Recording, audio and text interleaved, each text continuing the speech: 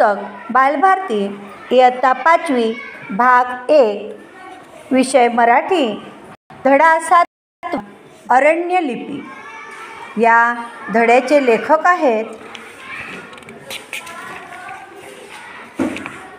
सुरेशचंद्र वारघडे। या पाठाचे लेखक सुरेशचंद्र वारघडे आहेत। प्रथम आपण या पाठाचा परिचय करून घेणार आहोत।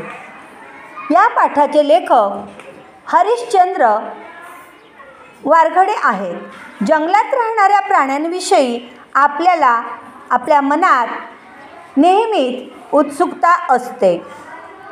जंगलातील प्राण्यांविषयीच्या खाणाखुणा म्हणजे अरण्यलिपी। लेखकाने जंगलातील या अरण्यलिपीचा मनोरंजक मागोवा या पाठातून घेतलेला आहे। अनेक प्राण्यांविषयींची माहिती या पाठामध्ये आलेली आहे। जंगल सफरीचा अद्भुत अनुभव या लेखकाने आपल्याला मिळवून दिलेला आहे। चला तर आपण या पाठाचं आता वाचन करूया।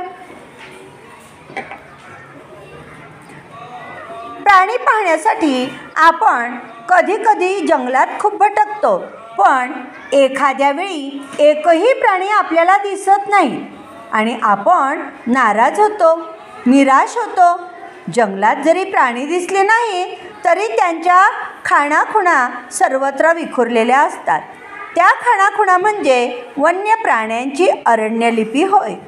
वन्यजीव जंगलात ठरलेल्या पाऊलवाटेवरून ये जा करतात।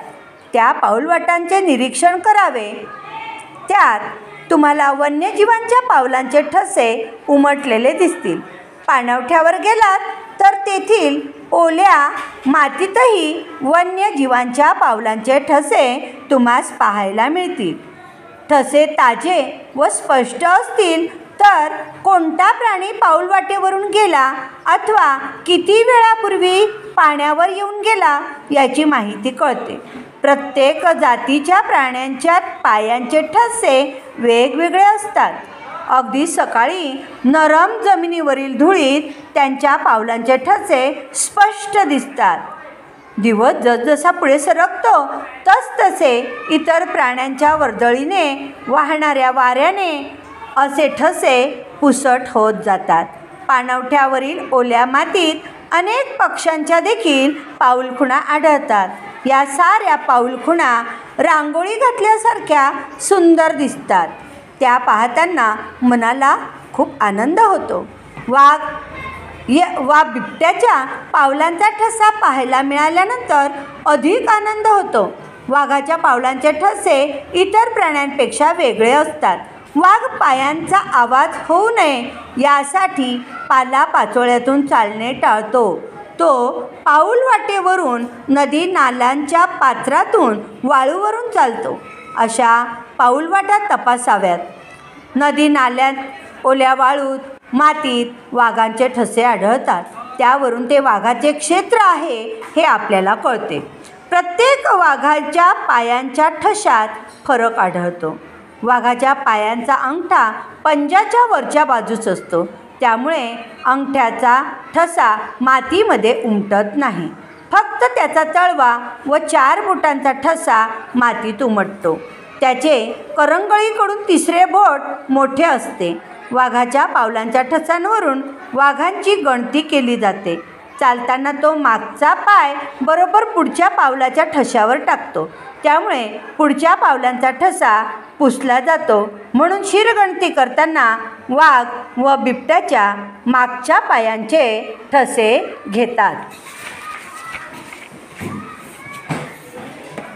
वाघाच्या ठशावरून तो वाघाचा आहे का वाघिणीचा आहे हेही ओळखता येते।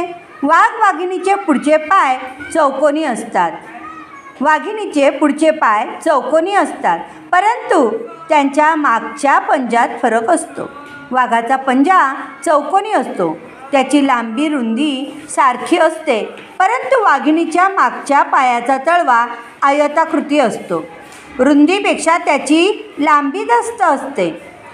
नर मादीच्या पावलांचे ठसे जवळजवळ दिसल्यास ते दोघे बरोबर होते असे समजायला हरकत नाही।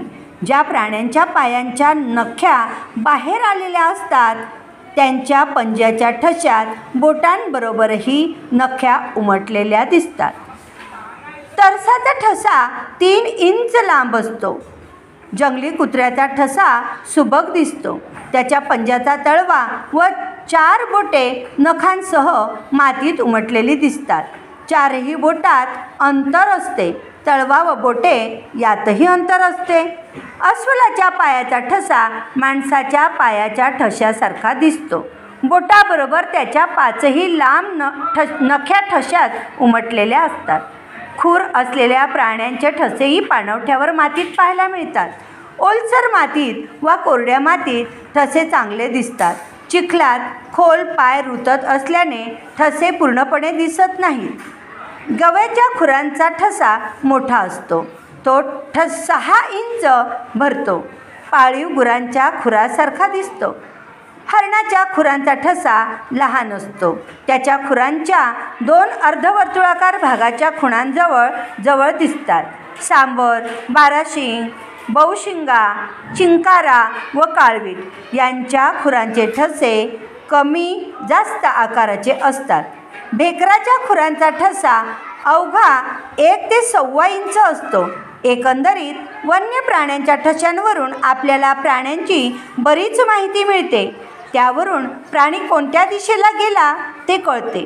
काही प्राण्यांच्या ठशांवरून ती नर होता की मादी होती हे देखील समजते. चालताना त्यांचा मागचा पाय पुढच्या पायाच्या ठशावर पडत असतो. त्यामुळे एकच ठसा उमटलेला दिसतो. परंतु पळताना मागील व पुढील दोन्ही पायांचे ठसे दिसतात. त्यावरून तो चालत गेला की पळत गेला ते देखील कळते. दोन्ही पायांच्या ठशांमधील अंतर जेवढे कमी तेवढा तो वेगात पळत गेला असे समजावे. वन्य प्राण्यांच्या ठशांचे निरीक्षण करणे मजेशीर असते. त्यात वेळ कसा जातो ते समजत नाही. काही प्राणी ठराविक ठिकाणीच विष्ठा टाकतात. विष्ठेचा आकार, रंग यावरून ते प्राणी चटकन ओळखता येतात. काही प्राण्यांच्या विष्ठेत शिकार केलेल्या प्राण्यांचे न पचलेले भाग जसे केस, नखे व हाडे आढळून येतात. त्या निरीक्षणावरून ती शिकार कोणत्या प्राण्याची असेल हे देखील ओळखता येते. जंगलातून फिरताना आपल्याला अनेक आवाज ऐकू येतात. उंच उंच गवतातून पाण्याकडे येणारे हिंस्र प्राणी पाहून पक्षी मोठ्याने आवाज करत उंच उंच उडतात. तर शिकार होणारे प्राणी जसे हरिण, सांबर, काळवीट मोठ्या आवाजात ओरडत धोक्याची सूचना देतात. वन्य प्राण्यांच्या पावलांचे ठसे, शिकार करण्याची पद्धत, विष्ठा व झाडाझुडपांवरील त्यांच्या नखांच्या खुणा, दातांच्या खुणा, त्यांचे विविध आवाज यावरून त्यांची आपल्याला ओळख होते. ही एक प्रकारची अरण्यलिपीच होय. जंगल वाचनाचा आपल्याला छंद लागला की डोळ्यांनी, कानांनी, नाकाने आपण प्राण्यांच्या अनेक गोष्टी जाणतो. प्राण्यांचे आवाज, पायांचे ठसे, वास आपल्याला प्राण्यांच्या जगाशी एकरूप करतात.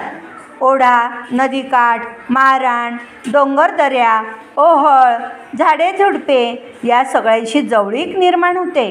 कुठलेही जंगल आपल्याला कंटाळवाणे वाटत नाही, कारण जंगल वाचनाचा अनुभव आपल्याला नवी माहिती व वेगळ्याच स्वरूपाचा आनंद मिळवून देत असतो.